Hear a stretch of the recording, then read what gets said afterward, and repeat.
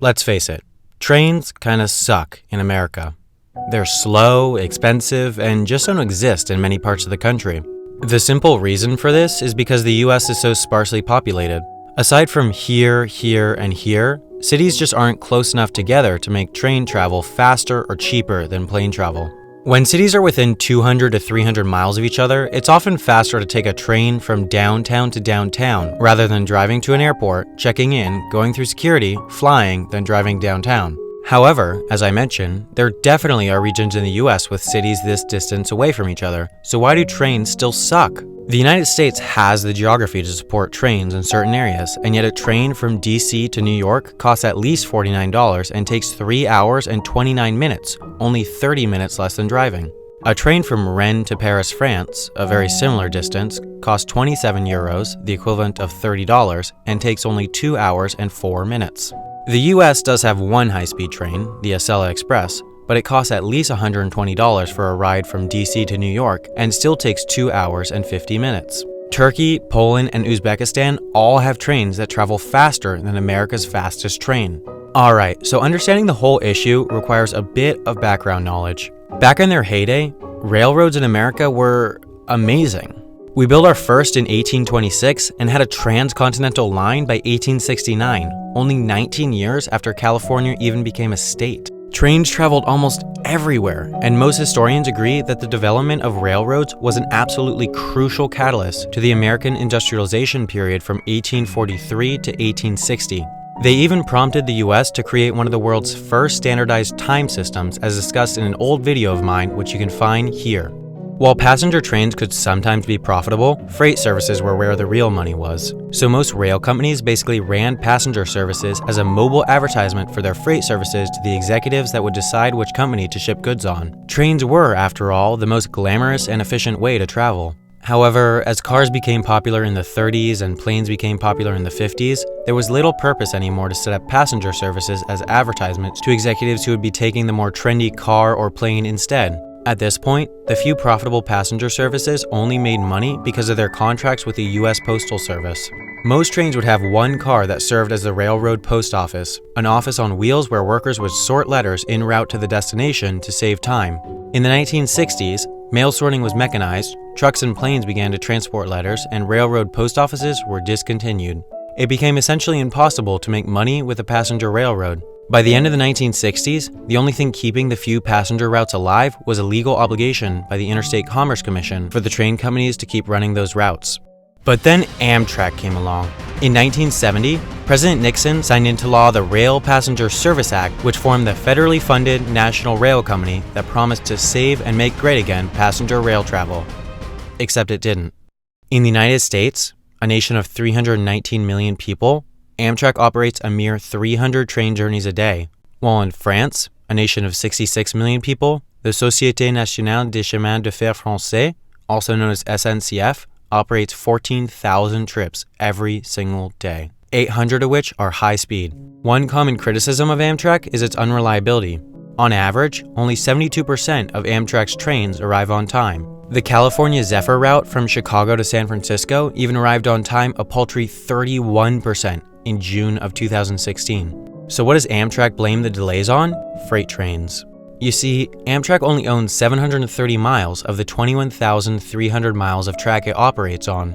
On the California Zephyr route, Union Pacific owns about half the track and BNSF owns the other half. According to Amtrak, only 1.4% of all delays on this route were their fault. The other 98.6% were reportedly the fault of the rail companies who own the track. BNSF will naturally lend priority to their own trains on their tracks instead of Amtrak's, so Amtrak trains are often told to wait to let a freight train pass.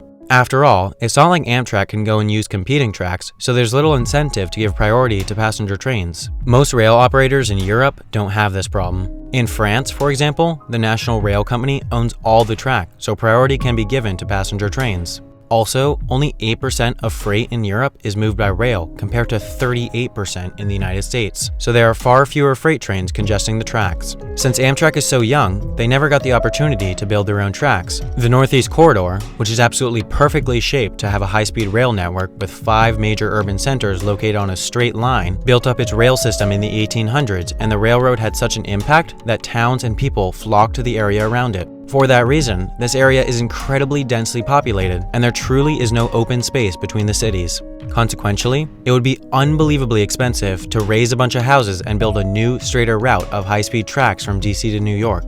Amtrak says it would cost an estimated $151 billion to build tracks up to the spec of France's high-speed rail network in the Northeast Corridor.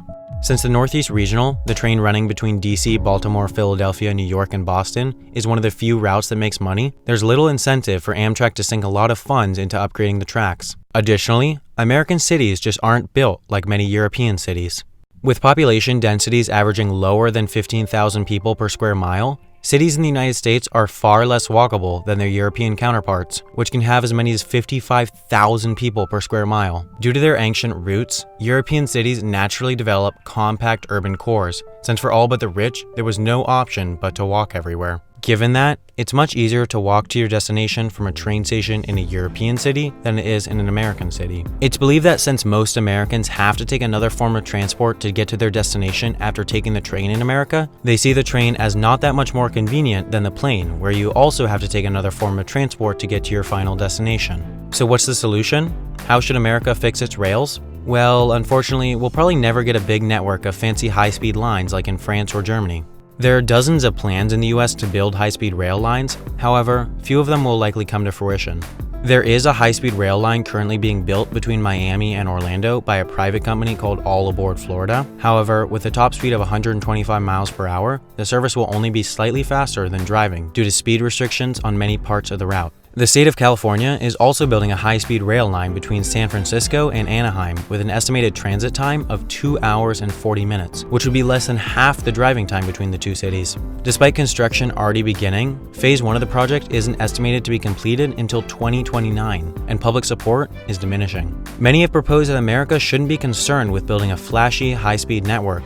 Amtrak's $151 billion proposal for a true high-speed Northeast Corridor system divides down to $320 million per mile, or $60,000 per foot of high-speed track. What would be far more efficient would be to upgrade current track to allow trains to operate at their top speeds. On the Northeast Regional route, trains reach a top speed of 125 miles per hour briefly, and if they operated at that speed for all of the DC to New York leg, the trip would take only slightly longer than 2 hours. Small improvements can cut minutes from the journey time, which can add up to hours. Unfortunately, Amtrak is stuck in a rut where they have no money to improve anything, which causes low ridership, which worsens the problem of no money.